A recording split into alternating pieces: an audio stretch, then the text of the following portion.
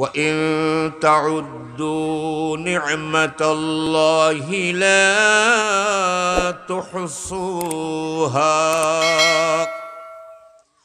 আল্লাহ রাব্বুল আলামিন বলেন, আমি তোমাদের জন্য কত নিয়ামত পয়দা করেছি রে, তোমরা যদি আমার নিয়ামতগুলো গণনা করা শুরু করো, জিন্দেগি তোমাদের শেষ হয়ে যাবে, আমার নিয়ামতের গণনা শেষ করতে পারবি না। এত সীমাহীন নিয়ামত আমি তোমাদেরকে দান করেছি। অতএব সীমাহীন নিয়ামত যখন আমি দিয়েছি, আমার প্রতি তোমাদের ভালোবাসাটা হবে সীমিত না সীমাহীন? কথা বলেন না ভাই। সীমাহীন, অসীম ভালোবাসা হবে আল্লাহর জন্য। তাই আল্লাহ রাব্বুল আলামিন বলেন, ইউহিব্বুনাহুম কাহুব্বিল্লাহ, ইউহিব্বুনাহুম কাহুব্বিল্লাহ ওয়াল্লাযীনা আমানু আশাদ্দু হুব্বাল লিল্লাহ। আল্লাহ রাব্বুল আলামিন বলেন, ইউহিব্বুনাহুম কাহুব্বিল্লাহ, ও মুসলিমেরা, ও মুসলিমেরা তাদের দেবদেবীকে ভালোবাসে কাহুব্বিল্লাহ, আল্লাহর ভালোবাসার ন্যায়। ওয়াল্লাযীনা আমানু, আর ঈমানদার বান্দা বান্দি যারা, ওয়াল্লাযীনা আমানু, ঈমানদার বান্দা বান্দি যারা, আশাদ্দু হুব্বাল লিল্লাহ, এরা সবচাইতে বেশি ভালোবাসে, সবচাইতে শক্তভাবে ভালোবাসে আল্লাহ সুবহানাহু ওয়া তাআলাকে। জোরে বলেন সুবহানাল্লাহ। অর্থাৎ মুমিনেরা সবচাইতে বেশি ভালোবাসবে কাকে? আল্লাহকে। আল্লাহকে ভালোবাসবে। আমার হাজিরিন কেরাম, এখন আল্লাহকে যে আমরা ভালোবাসবো, আল্লাহকে কি এমনি ধরা যায়, দেখা যায়? ওই যে মূসা আলাইহিস সালাম একবার দেখতে পেলেন একটা জায়গাতে বসে একটা লোক আল্লাহর ভালোবাসায় আপ্লুত হয়ে বলছে, ও আল্লাহ, তোমাকে এত ভালোবাসি, তোমাকে যদি আমি পেতাম তাহলে তোমাকে সুন্দর করে একেবারে সাবান টাবান দিয়ে গোসল করাইয়া দিতাম। আল্লাহ, তোমাকে এত ভালোবাসি, তোমাকে পেলে গোসল করানোর পরে তেল মালিশ করে দিতাম। আল্লাহ, তোমাকে এত ভালোবাসি, তোমাকে পেলে তোমার পা টিপে টিপে দিতাম। মুসা আলাইহিস সালাম তখন হাতের লাঠি দিয়ে তাকে ধমক দিয়েছিলেন, মিয়া, আল্লাহকে কি এভাবে পাওয়া যায় আর ভালোবাসা যায়? আল্লাহকে তো এভাবে পাওয়া যাবে না, এইভাবে ভালোবাসা আল্লাহকে দেওয়াও যাবে না। তাহলে ভালোবাসতে হবে আল্লাহকে কিভাবে? ভালোবাসা পাওয়া যাবে কিভাবে? ভালোবাসা দেওয়া যাবে কিভাবে? তার একটা মাধ্যম, একটা পথ, একটা উপায়ের দরকার আছে কিনা? কথা বলেন না ভাই, এমনি তো আপনি পাচ্ছেন না। রব্বুল আলামিন কোরআনুল কারীমে বলেন, قل إن كنتم تحبون الله فاتبعوني يحببكم الله ويغفر لكم ذنوبكم والله غفور رحيم। আল্লাহ রাব্বুল আলামিন বলেন, কুল, অর্থাৎ হে নবী মুহাম্মদ সাল্লাল্লাহু আলাইহি ওয়াসাল্লাম, আপনি বলে দিন আপনি মানুষকে, ইন কুনতুম তুহিব্বুনাল্লাহ, যদি তোমরা আল্লাহকে ভালোবাসো, আল্লাহকে যদি তোমরা ভালোবেসে থাকো, ফাত্তাবিউনি, তাহলে তোমরা আমার ইত্তেবা করো, আমার অনুসরণ করো। আমার অনুসরণ যদি তোমরা করো ইউহিব্বুকুমুল্লাহ, তাহলে আল্লাহ তোমাদেরকে ভালোবাসবেন। আর তোমরা যখন আল্লাহর ভালোবাসা পেয়ে যাবে, ইয়াগফির লাকুম যুনুবাকুম, সেই আল্লাহ তখন তোমাদের জীবনের সকল গুনাহ খাতা মাফ করে দেবেন। ওয়াল্লাহু গফুরুর রহিম, আর আল্লাহ হচ্ছেন ক্ষমাশীল, মাফ করনেওয়ালা, আর তিনি হচ্ছেন রহিম, অসীম দয়াময়, প্রেমময়। জোরে বলেন সুবহানাল্লাহ। আল্লাহ প্রেমময়। অতএব তোমরা তো একথা বুঝো যে আল্লাহকে ভালোবাসতে হবে। আল্লাহকে ভালোবাসতে চাইলে মন গড়াভাবে ভালোবাসলে চলবে না। আমাকে ভালোবাসার, অর্থাৎ আল্লাহ বলছেন আমাকে ভালোবাসার, আর আমার ভালোবাসা তোমাদের পাওয়ার একটা মাধ্যম হচ্ছে মুহাম্মদুর রাসূলুল্লাহ সাল্লাল্লাহু আলাইহি ওয়াসাল্লাম। তাকে বাদ দিয়ে আমাকে ভালোবাসা যাবেও না, তাকে বাদ দিয়ে আমার ভালোবাসা পাওয়াও যাবে না। এই কথাগুলো থেকে আপনারা নিশ্চয়ই বুঝতে পেরেছেন যে মুহাম্মদুর রাসূলুল্লাহ সাল্লাল্লাহু আলাইহি ওয়াসাল্লাম হচ্ছেন আল্লাহ পর্যন্ত পৌঁছার আমাদের প্রধান রাস্তা। কি বলেন, ঠিক কিনা? নবীর পথেই আমাদেরকে আল্লাহ পর্যন্ত পৌঁছতে হবে। নবীকে বাদ দিয়ে পৌঁছবার কোনো সম্ভাবনা বা কোনো সুযোগ নেই। এখন আল্লাহ পর্যন্ত পৌঁছতে গেলে নবীকে বাদ দিয়ে যেহেতু সম্ভব নয় পৌঁছা, তাই এই নবীকে ভালোবাসতে হবে, এই নবীকে ভালোবাসতে হবে। আর এই নবীকে ভালোবাসতে হবে আল্লাহর পরে, আল্লাহর পরে। আমার হাজিরিনে কেরাম, বুখারী শরীফের হাদিস, আল্লাহর রাসূল সাল্লাল্লাহু আলাইহি ওয়াসাল্লাম বলছেন, লা ইউমিনু আহাদুকুম হাত্তা আকুনা আহাব্বা ইলাইহি মিন ওয়ালিদিহি ওয়া ওয়ালাদিহি ওয়ান নাসি আজমাইন। তোমাদের মধ্যে কোনো ব্যক্তি তত সময় পর্যন্ত মুমিন হতে পারবে না যতক্ষণ পর্যন্ত না সে আমি মুহাম্মদ সাল্লাল্লাহু আলাইহি ওয়াসাল্লামকে তার বাবা মায়ের চাইতে, তার ছেলে মেয়ের চাইতে, এমনকি দুনিয়ার অপরাপর মানুষের চাইতে বেশি আমাকে ভালো না বেসেছে, তত সময় পর্যন্ত সে ইমানদার হতে পারে না। এটা বুখারীর হাদিস। তাহলে কি বোঝা গেল? যে আল্লাহর পরে আল্লাহর রসুলকে সবচেয়ে ভালোবাসতে হবে, এমনকি নিজের মা বাবার চাইতেও বেশি, ছেলে মেয়ের চাইতেও বেশি, বন্ধু বান্ধব সহ দুনিয়ার সমস্ত মানুষের চাইতে বেশি ভালোবাসতে হবে মুহাম্মদুর রাসূলুল্লাহ সাল্লাল্লাহু আলাইহি ওয়াসাল্লাম। এবং নবীর প্রতি আল্লাহর পরে এই যে সবার উপরে ভালোবাসা, এই ভালোবাসাটা কিরূপ, এর নমুনা, এর এক্সাম্পল, উদাহরণ আমাদের সামনে রেখে গেছেন সাহাবায়ে কেরাম রাদিয়াল্লাহু আনহুম আজমাইন।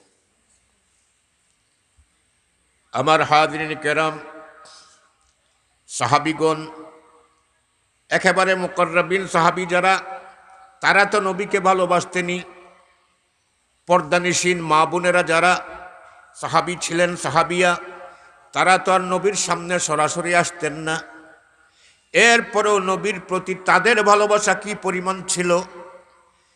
একবার একটা যুদ্ধ শেষ হয়েছে, সাহাবিরা ফিরে আসতেছেন, সেই যুদ্ধে অনেক সাহাবী শহীদ হয়েছেন। এরপরে একজন মহিলা সাহাবী রওনা দিয়েছেন, প্রতিমধ্যে ফেরত যারা আসছেন তাদের একদলকে পেয়েছেন, সালাম দিলেন। সালাম দেওয়ার পরে ওই যারা আসছিলেন তারা বললেন, হে আল্লাহর বান্দি, যুদ্ধের ময়দানের দিকে আপনি যাচ্ছেন, আপনার ছেলে তো ওই যুদ্ধে শহীদ হয়ে গেছে।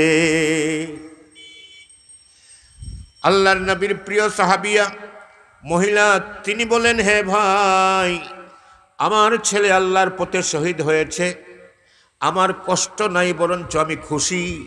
ময়দানে মাশরে আমি তো একজন শহীদের মা হিসাবে উঠব। আমার নবীজি কেমন আছেন সেই খবরটা দাও।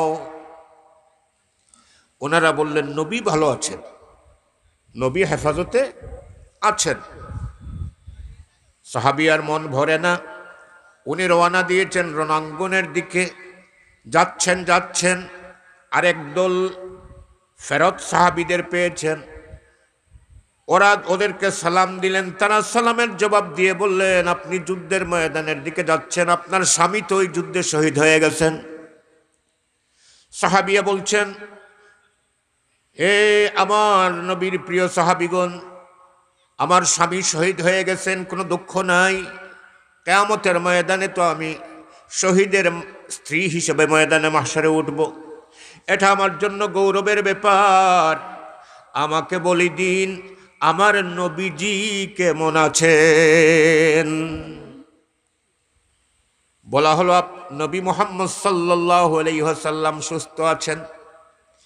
অবশেষে ময়দানে গিয়ে যখন নবীকে সুস্থ দেখতে পেলেন, ওই মহিলা সাহাবীর মনটা খুশিতে ভরে উঠল যে আমার ছেলে চলে গেছে, চলে যাক, আমার স্বামী চলে গেছে, চলে যাক, আমার নবী তো জিন্দা আছেন। জোরে বলেন সুবহানাল্লাহ।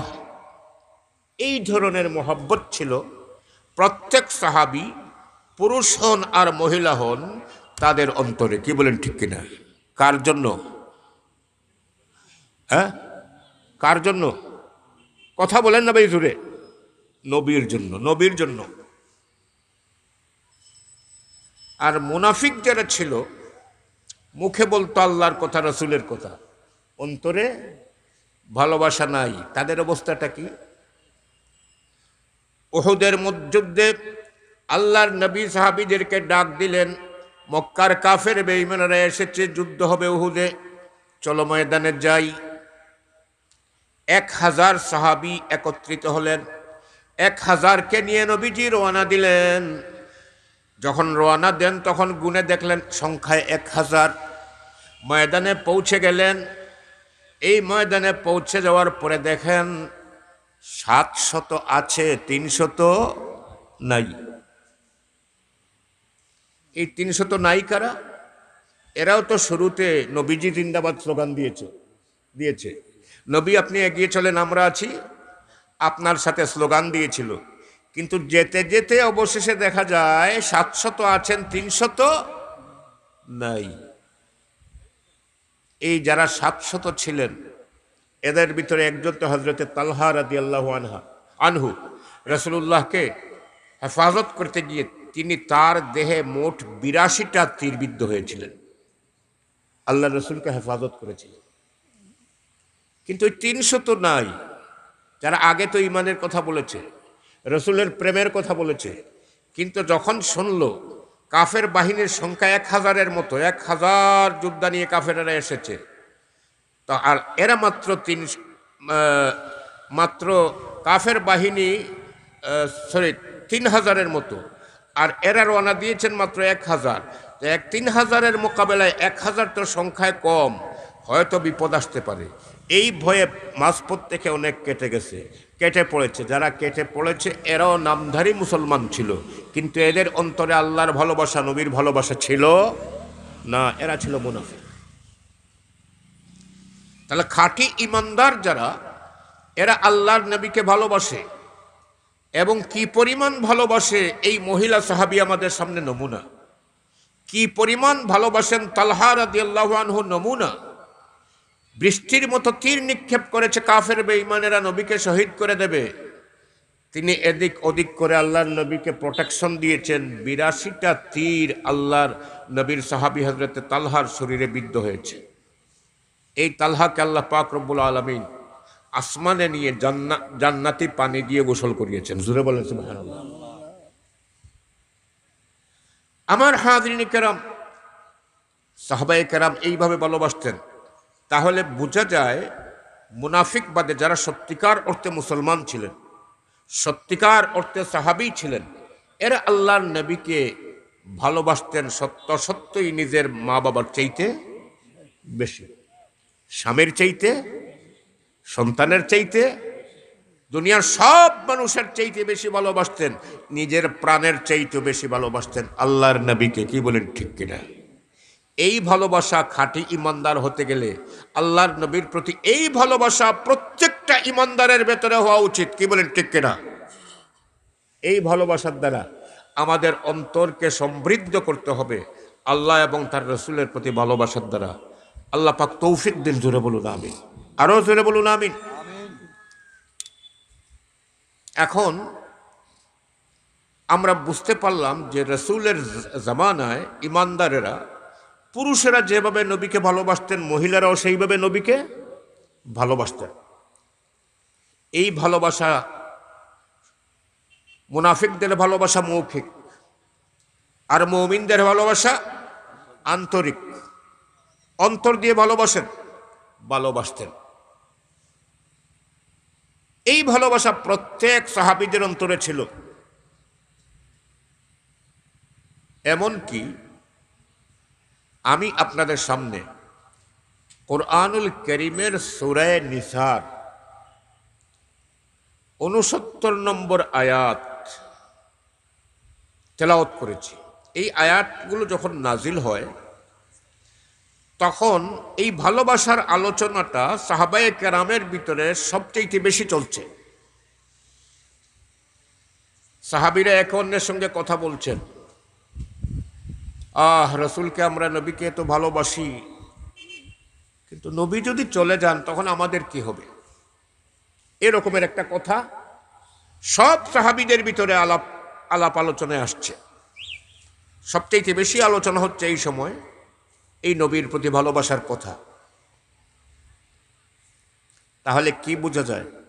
সাহাবায়ে কেরাম একে অন্যের সঙ্গে নবীর প্রতি ভালোবাসার কথাটা তারা নিজেরাও আলোচনা করতেন। তাহলে আমরাও আল্লাহর নবীর ঈমান অনুসারী, যখন আমরা নবীকে ভালোবাসি, অতএব ভালোবাসার কথাটাও একে অন্যকে বলতে হবে, নবীকে ভালোবাসি। কি বলেন ঠিক কিনা? নবীকে ভালোবাসি। এই ব্যাপারে হীনমন্যতায় ভুগলে চলবে না, নবীকে ভালোবাসি। কারণ এই নবীর ভালোবাসাকে পুঁজি করেই আপনি জান্নাতে যাবেন। সুবহানাল্লাহ বলুন। কথাগুলো পরে আসবে ইনশাল্লাহ। তাফসীরের বিভিন্ন গ্রন্থে, তাফসীরে সাআদী, তাফসীরে বাগাবী, তাফসীরে ইবনে কাসীর সহ ভিন্ন ভিন্ন কিতাবে একটা হাদিস আসছে। সেই হাদিসে এসেছে যে রাসূলুল্লাহ সাল্লাল্লাহু আলাইহি ওয়াসাল্লামের একজন সাহাবী, যার নাম ছিল সাওবান। কি নাম ছিল? সাওবান রাদিয়াল্লাহু আনহু। তো যখন রসুলের প্রতি ভালোবাসার কথা খুব বেশি বলা হচ্ছে সাহাবীদের কাছে মধ্যে, তখন হযরত সাওবান রাদিয়াল্লাহু আনহু আল্লাহর নবীর সামনে এসে বসলেন, একেবারে খুব পেরেশান হয়ে। একেবারে খুব পেরেশান অবস্থা, বোঝা যায় তার শরীরে কোনো এনার্জি নাই, শক্তি নাই, এই ধরনের দুর্বল অবস্থা। আল্লাহর নবী প্রশ্ন করলেন, ও আমার সাহাবী সাওবান, তোমাকে এমন শক্তিহীন মনে হচ্ছে কেন? তোমার চেহারাটাও ফ্যাকাশে দেখা যাচ্ছে কেন? সাহাবী সাওবান রাদিয়াল্লাহু আনহু বলেন, ইয়া রাসূলুল্লাহ, আমার কোনো শারীরিক রোগ নাই যে রোগের কারণে আমার চেহারা ফ্যাকাশে হয়েছে। আমার কোনো শারীরিক ব্যাধি নাই যে ব্যাধির কারণে আমি দুর্বল হয়ে পড়েছি। তবে ইয়া রাসূলুল্লাহ, একটা চিন্তা আমাকে কুড়ে কুড়ে খাচ্ছে, আর এই চিন্তার কারণে আজকে আমি এত বেশি দুর্বল হয়ে পড়েছি। লোকেরা বলে না যে সব রোগের ঔষধ আছে, চিন্তা রোগের ঔষধ নাই। একটা চিন্তা আমাকে কোলে কোলে খাচ্ছে, আর এই চিন্তার কারণে আমার এই অবস্থা। আল্লাহর নবী বললেন, ও আমার সাহাবী, তুমি বলো তোমার সেই চিন্তাটা কি? তখন তিনি বললেন, ইয়া রাসূলুল্লাহ, ইয়া হাবিবাল্লাহ, আমাদের প্রত্যেকেরই তো মৃত্যু হবে, আমাদের প্রত্যেকেরই তো মৃত্যু হবে। আজকে এই দুনিয়াতে আছি, আমার বাড়ি আপনার বাড়ির চাইতে একটু দূরে, খুব বেশি দূরে নয়, যে কারণে যখনই আমার মন চায় আমি আমার বাড়ি থেকে বের হয়ে ছুটে আসি আপনাকে দেখবার জন্য। আপনাকে দেখে দুই নয়ন জুড়াই আর আমার প্রাণটা ভরে যায়, আমি আল্লাহর নবীর দিদার পেয়েছি। কিন্তু কিছুদিন থেকে আমার চিন্তায় একটা ব্যাপার আসলো, যে সেটা হচ্ছে আমরা যখন দুনিয়া ছেড়ে চলে যাব, আল্লাহ পাক আমাদেরকে জান্নাত দেবেন আপনার উম্মত হিসাবে। কিন্তু আপনি তো নবী, আপনাকে আল্লাহ পাক জান্নাতে সবার উপরের স্থানটা দেবেন, ঠিক কিনা?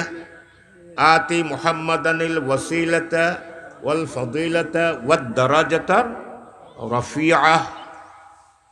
হে আল্লাহ, মুহাম্মদ সাল্লাল্লাহু আলাইহি ওয়াসাল্লামকে তুমি ওয়াসিলা নামক স্থানটি দান করো। ওয়াসিলা কি? আল্লাহর রাসূল বলছেন জান্নাতের সর্বোচ্চ যে স্থান, ওই স্থানটা যেটা আমার জন্য আল্লাহ নির্ধারণ করে রেখেছেন, ওই স্থানের নাম ওয়াসিলা। অতএব ইয়া রাসূলুল্লাহ, আপনি তো জান্নাতের সর্বোচ্চ স্থানে থাকবেন, আমরা তো আপনার উম্মত হিসাবে নিচে থাকব।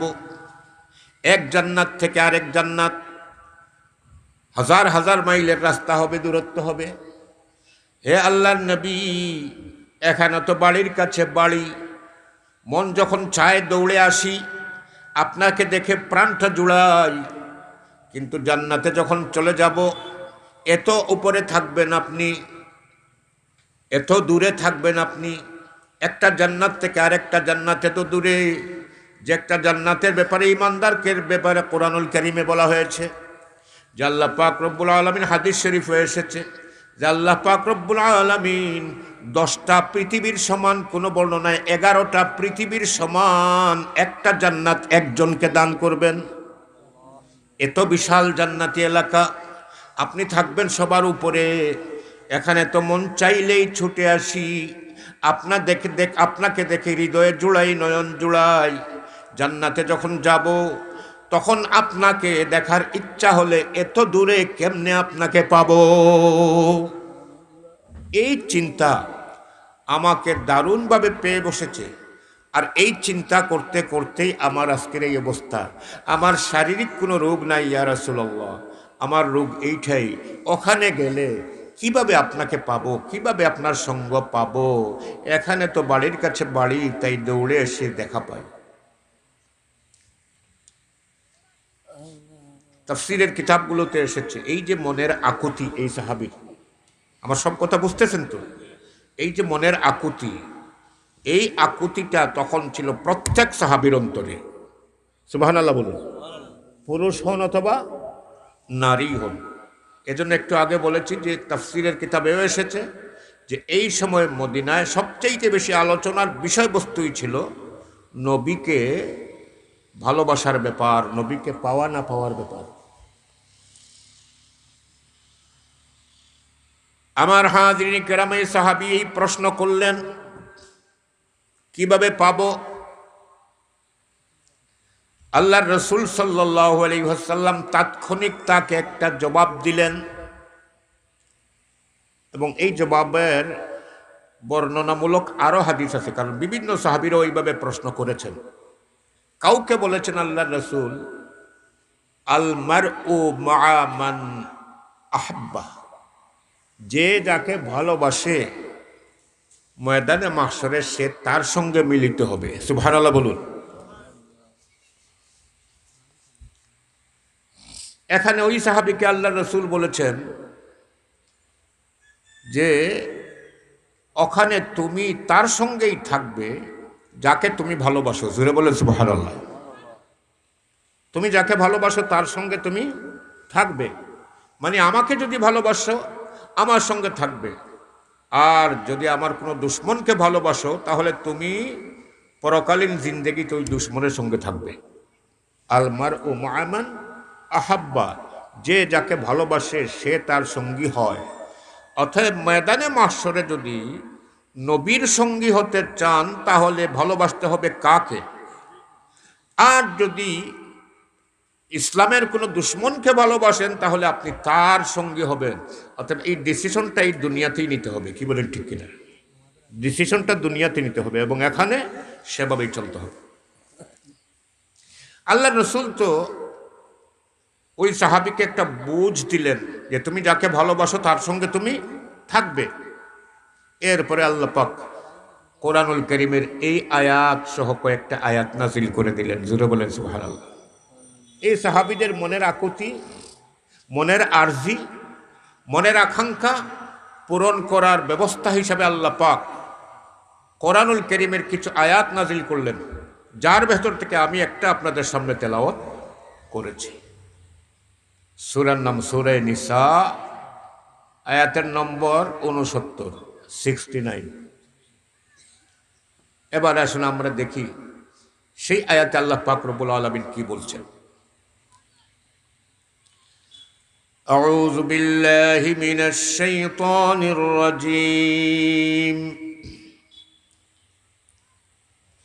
ومن يطع الله والرسول فأولئك مع الذين أنعم الله عليهم من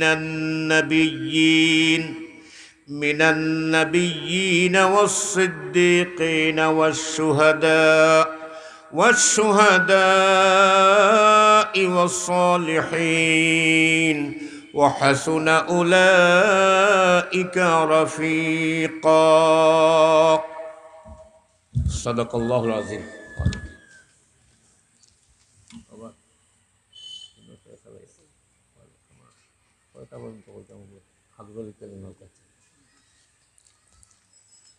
একটা দরুদ শরীফ পড়েন, সাল্লাল্লাহু আলা সাইয়্যিদিনা মাওলানা মুহাম্মদ ওয়া আলা আলিহি ওয়া সাহবিহি ওয়া সাল্লাম।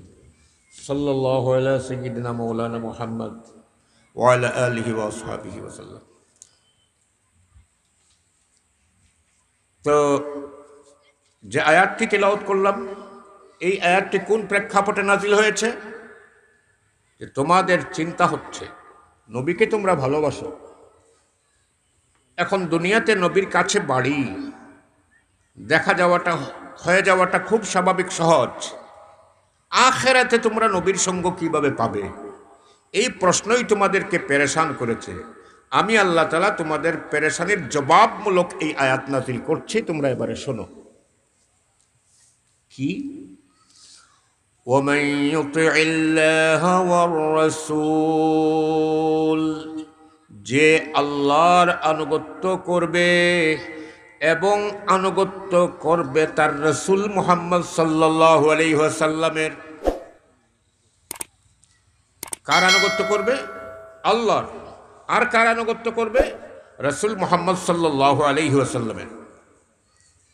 এইখানে মুহাম্মদ সাল্লাল্লাহু আলাইহি ওয়াসাল্লাম নামটা আসে নাই, কিন্তু ওয়ার রাসূল, ওয়া পরে আর রাসূল, আলিফ লাম যুক্ত আছে।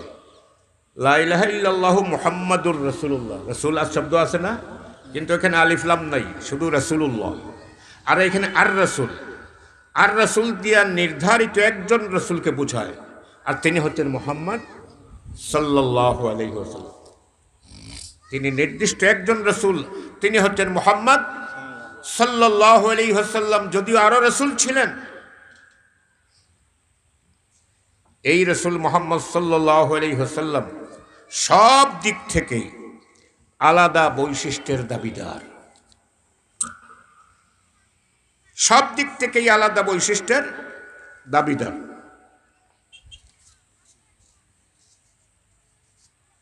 মুসলিম শরীফের একটা হাদিস, যে রাসূলুল্লাহ সাল্লাল্লাহু আলাইহি ওয়াসাল্লাম ইরশাদ করছেন, ইন্নী আব্দুল্লাহি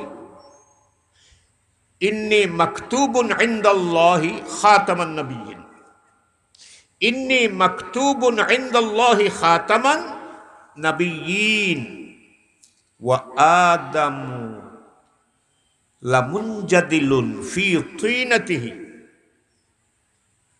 আল্লাহর রাসূল বলছেন,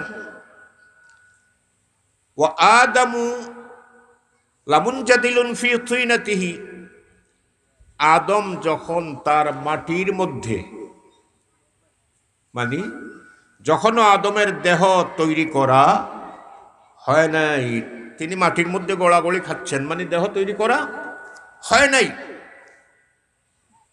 ইন্নী মাকতুবুন ইনদাল্লাহ, তখনও আমি আল্লাহর কাছে লিখিত ছিলাম খাতামান নবিয়্যিন, শেষ নবী। জোরে বলেন সুবহানাল্লাহ। কোন কিতাবের হাদিস ভাই? মুসলিম শরীফে। তো বুখারী মুসলিমের হাদিস বললেই আর কোনো জয়ীফ বা দুর্বল হাদিসের কোনো চিন্তা মাথার ভিতরে আনা ঠিক নয়, সব সহিহ হাদিস। হযরতে রাসূল করিম সাল্লাল্লাহু আলাইহি ওয়াসাল্লাম বলেন, আমি তখনও লিখিত ছিলাম আল্লাহ তাআলার কাছে খাতামান নবিয়্যিন হিসাবে, যখন আদম তার মাটি পানির ভিতরে গোড়াগড়ি করেন, আদমের দেহ তৈরি করা হয় নাই, তখন আমি আল্লাহর কাছে খাতামান নবিয়্যিন হিসাবে মাকতুবুন, লিখিত, একেবারে রাইট হ্যান্ড বাই আল্লাহ সুবহানাহু ওয়া তাআলা। আমাকে আল্লাহ পাক লিখিত করে রেখেছেন, আমি খাতামান নবিয়্যিন। এরপরে আদম আলাইহিস সালামকে পয়দা করা হলো, ঈসা আলাইহিস সালাম পর্যন্ত সমস্ত নবীদের কাছ থেকে আমাদের এই নবীর নাম উল্লেখ করে করে আল্লাহ পাক প্রত্যেক নবীর কাছ থেকে ওয়াদা নিয়েছেন, আমার এই নবীকে তোমরা পেলে মানবে কি না। ওয়াইদ আখাযাল্লাহু মিসাকা, আল্লাহ ওয়াদা নিয়েছেন, সবাই বলেছেন যে আমরা মানব। এখন আদম আলাইহিস সালাম থেকে নিয়ে ঈসা আলাইহিস সালাম পর্যন্ত সমস্ত নবীগণ নবী, রসুলগণ রসুল, তাতে কোনো সন্দেহ নাই। আমরা তাদের প্রতি ঈমান আনবো নবী হিসাবে, ঈমান আনবো রসুল হিসাবে, কিন্তু আমল তাদের আমলের উপরে করব না, আমল করব আমাদের নবীর উপর, সুন্নতের উপরে। কি বলেন ঠিক কিনা? অনুসরণ করব আমাদের নবীকে, আমরা অনুসরণ তাদের করব না, অনুসরণ করব আমাদের নবীকে। অতএব ঈমানদাররা ঈমান আনবে সব নবীর উপরে, আর এতাআত বা অনুসরণ করবে শেষ নবীর। কি বলেন ঠিক কিনা? এতাআত করবে শেষ নবীর, নবী মুহাম্মদুর রাসূলুল্লাহ সাল্লাল্লাহু আলাইহি ওয়াসাল্লাম। আর যুগে যুগে সমস্ত নবীগণ আমাদের এই প্রিয় নবীর নবুয়তের সাক্ষ্য দিয়ে গেছেন। জুড়ে বলেন সুবহানাল্লাহ।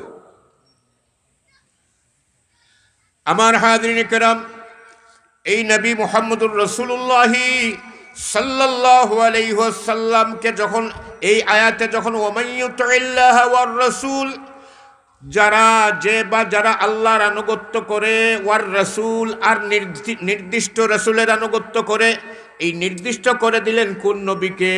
নবী মুহাম্মদুর রাসূলুল্লাহ সাল্লাল্লাহু আলাইহি ওয়াসাল্লামকে।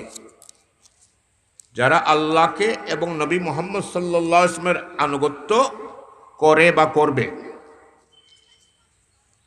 আমরা আগেই আলোচনা করেছি, এখানে বলা হচ্ছে আল্লাহর আনুগত্য এবং রাসূলের আনুগত্যের কথা। আমরা আগেই আলোচনা করেছি, আল্লাহকে ভালোবাসতে গেলে নবী ছাড়া ভালোবাসা যায় না, আল্লাহর ভালোবাসা পেতে গেলে নবী ছাড়া আল্লাহর ভালোবাসা পাওয়া যায় না। অতএব আল্লাহ পর্যন্ত আমাদের পৌঁছবার পথই হচ্ছে নবীর পথ। কি বলেন ঠিক কিনা? নবীর পথে, এই কথাটা মনে আছে তো আপনাদের? আমার হাজরিন কেরাম, এখন আল্লাহ পাক রব্বুল আলামিন বলছেন যে তোমাদের মনের আকাঙ্ক্ষা নবীর সঙ্গ নেবে। দুনিয়াতে যেভাবে তোমরা নবীকে একটু কষ্ট করে দ্রুত হেঁটে নবীর সঙ্গে দেখা করতে পারবে, তোমরা সেখানে পারবে কি না, এই হচ্ছে তোমাদের প্রশ্ন। তাহলে শোনো, এই প্রশ্নের জবাব হচ্ছে, যদি তোমরা সেখানে নবীকে পেতে চাও, তাহলে 1 নম্বর শর্ত হচ্ছে আল্লাহর আনুগত্য করতে হবে। কার আনুগত্য করতে হবে? জোরে বলুন। আল্লাহর আনুগত্য করতে হবে। আল্লাহর আনুগত্য ছাড়া শুধু রসুলের মহব্বত দ্বারা জান্নাতে যাওয়া যাবে না। আবার আল্লাহর আনুগত্য করলেন, রসুলের মহব্বত নাই, জান্নাতে যাওয়া যাবে না। আবার নবীকে মহব্বত করলেন, নবীর আনুগত্য নাই, জান্নাতে যাওয়া যাবে না। নবীর আনুগত্য আছে, মহব্বত নাই, জান্নাতে যাওয়া যাবে না। তাহলে এই দুইটা জিনিসই আল্লাহর ব্যাপারেও থাকতে হবে, নবীর ব্যাপারেও থাকতে হবে। আল্লাহর ব্যাপারে যে দুইটা জিনিস থাকতে হবে সেটা হচ্ছে আল্লাহর প্রতি ভালোবাসা, আর দ্বিতীয় হচ্ছে আল্লাহর আনুগত্য। আর নবীর ব্যাপারেও থাকতে হবে নবীর প্রতি ভালোবাসা আর নবীর আনুগত্য। এজন্য আমি যে প্রথম হাদিস দিয়েছিলাম নবীর ভালোবাসার ব্যাপারে বুখারী শরীফ থেকে, মা বাবা এবং সবার চাইতে বেশি ভালো না বাসা হওয়া পর্যন্ত আল্লাহকে মানে কেউ জান্নাতে যেতে পারবে না, এই বুখারী শরীফের আরেকটা হাদিস শুনুন। এই হাদিসটা হচ্ছে আল্লাহর রাসূল বলছেন, লা ইউমিনু আহাদুকুম হাত্তা ইয়াকুনা হাওয়াহু তাবাআন লিমা জিতু বিহি। লা ইউমিনু আহাদুকুম, তোমাদের মধ্যে কেউ মুমিন হতে পারবে না, হাত্তা ইয়াকুনা হাওয়াহু, যতক্ষণ পর্যন্ত তার খাহেসাত, তার ইচ্ছা প্রবৃত্তি, এগুলো আমি আল্লাহর কাছ থেকে যে বিধান নিয়ে এসেছি তার অনুগত যতক্ষণ পর্যন্ত না হয়েছে তত সময় পর্যন্ত সেই ইমানদার হতে পারবে না। কি বোঝা যায়? রসুলের আনুগত্য ছাড়া ইমান হয় না। আবার শুধু মহব্বত থাকলে ইমান হয় না, আনুগত্য লাগে। কি বলেন ঠিক কিনা? দুইটাই লাগে, মহব্বত এবং আতাত, মহব্বত এবং আতাত। আমার হাজরিনে কেরাম, আল্লাহ পাক রব্বুল আলামিন এখানে বলছেন যে আমার আনুগত্য করবে, আমাকে ভালোবাসবে, আমার আনুগত্য করবে এবং আমার রাসূল মুহাম্মদ সাল্লাল্লাহু আলাইহি ওয়াসাল্লামকে ভালোবাসবে এবং তার আনুগত্য করবে। অন্য আয়াতে বলেন আল্লাহ তাআলা, ওয়া মান ইউতি'ir রাসূলা ফাকাদ আতা আল্লাহ, যে রাসূলের আনুগত্য করলো সে যেন আল্লাহরই আনুগত্য করলো। জোরে বলেন সুবহানাল্লাহ। যে রাসূলের আনুগত্য করলো সে আল্লাহর আনুগত্য করলো। অতএব হাজিরিন কেরাম, আল্লাহ পাক এই আয়াত দ্বারা এটাই আমাদেরকে বলছেন, নবীকে যদি ওখানে পেতে চাও পরকালীন জিন্দেগিতে গিয়ে, তাহলে তোমাদেরকে কি করতে হবে? 1 নম্বর শর্ত হচ্ছে আমার আনুগত্য করা মহব্বতের সাথে। 2 নম্বর শর্ত হচ্ছে আমার নবীর আনুগত্য করা মহব্বতের সাথে। এইটা যদি তোমরা কমপ্লিট করতে পারো, এই দুইটা প্রি কন্ডিশন তোমরা পূরণ করে নিতে পারো, তাহলে তোমাদের কি হবে? فَأُولَئِكَ مَعَ الَّذِينَ أَنْعَمَ اللَّهُ عَلَيْهِمْ مِنَ النَّبِيِّينَ, তখন তারা এই সমস্ত লোকেদের সঙ্গী সাথী হয়ে যাবে। ফাউলাইকা মাআল্লাযিনা, এই সমস্ত লোকেদের সঙ্গী সাথী হয়ে যাবে আনআমাল্লাহ, যাদের প্রতি আল্লাহ তাআলা নিয়ামত দান করেছেন। তোমরা যে প্রতিদিন নামাজের প্রত্যেক রাকাতে সূরা ফাতিহা পড়ে আমার কাছে দোয়া করো, আর এই দোয়াতে যে তোমরা বলো ইহদিনাস সিরাতাল, পড়ুন আমার সঙ্গে, ইহদিনাস সিরাতাল মুস্তাকিম সিরাতাল্লাযীনা আন'আমতা আলাইহিম, হে আল্লাহ আমাদের পরিচালিত করো সঠিক পথে।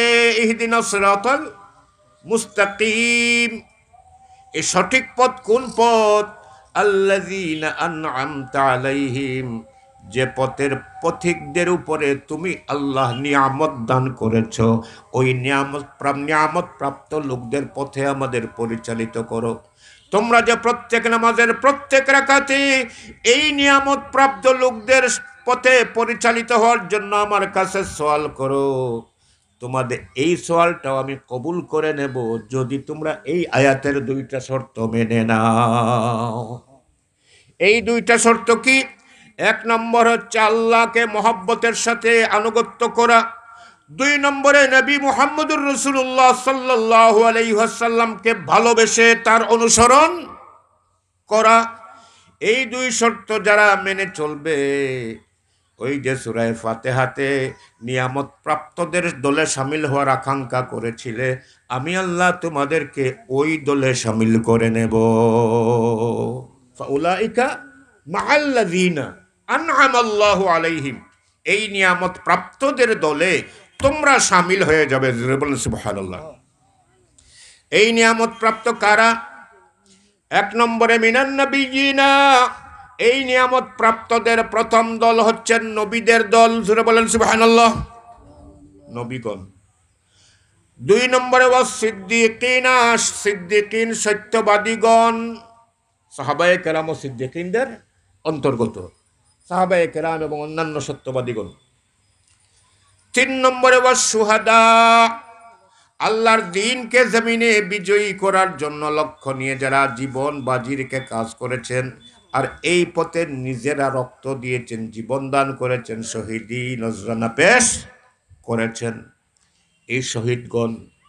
চতুর্থ নম্বরে ওয়াস সালিহিন, যারা নিজেদের ভেতরকেও ইসলাহ করেছেন, বাহিরকেও ইসলাহ করেছেন, অন্তরকেও বিশুদ্ধ করেছেন, আমলকেও বিশুদ্ধ করেছেন, নেক আমল করেছেন, এদেরকে বলা হয় সালিহিন। আমার আল্লাহ পাক রব্বুল আলামিন বলেন, তোমরা তো দুনিয়াতে পেরেশান হয়ে গেছো, এই নবীর সঙ্গ কিভাবে ওখানে পাবে? দুইটা শর্ত পূরণ করো রে, তখন তোমরা এই নবী সহ বাকি নবীদেরকেও পেয়ে যাবে। জোরে বলেন সুবহানাল্লাহ। শুধু নবীদেরকে পাবে না, সাহাবীদেরকেও পাবে। শুধু সাহাবীদেরকেও পাবে না, অন্যান্য সত্যবাদী ইমানদারদের পাবে। এরপরে তিন নম্বরে আল্লাহর দ্বীনের জন্য যারা শহীদ হয়ে গেছেন, এই শহীদদের সঙ্গ পাবে। চতুর্থ নম্বরে যারা আল্লাহর নেক বান্দা বান্দি, আল্লাহর মাহবুব বান্দা বান্দি, এদের সঙ্গ তোমরা পাবে। আল্লাহ পাক রব্বুল আলামিন বলেন, ওয়া হাসুনা উলাইকা রাফিকা। এই যে চার শ্রেণীর লোকের কথা বললাম, নবিয়িন, সিদ্দিকিন, শুহাদা, সালেহিন, এই চারটা শ্রেণীর সঙ্গীর লোকেরা তোমাদের জন্য কতই না সুন্দর বন্ধু বান্ধব। সুরে বলেন সুবহানাল্লাহ। হাসুনা উলাইকা রাফিকা, তোমাদের জন্য কতই না চমৎকার সুন্দর সুন্দর বন্ধু বান্ধব। অতএব চেয়েছ নবীর সঙ্গ কিভাবে পাবে? আরে নবীকে তো পাবে, বাকি নবীদেরকেও পাবে, সাহাবীদেরকেও পাবে, সিদ্দিকিনদের পাবে, শহীদদের পাবে, সালেহিনদের পাবে। আপনাদের মনে প্রশ্ন আসতে পারে, এক নবীর কথা বললাম আর আল্লাহ এত জনের কথা বললেন কেন? বন্ধু তো দুনিয়াতেই দুই চারজন বন্ধু হলে আর সময় পাওয়া যায় না।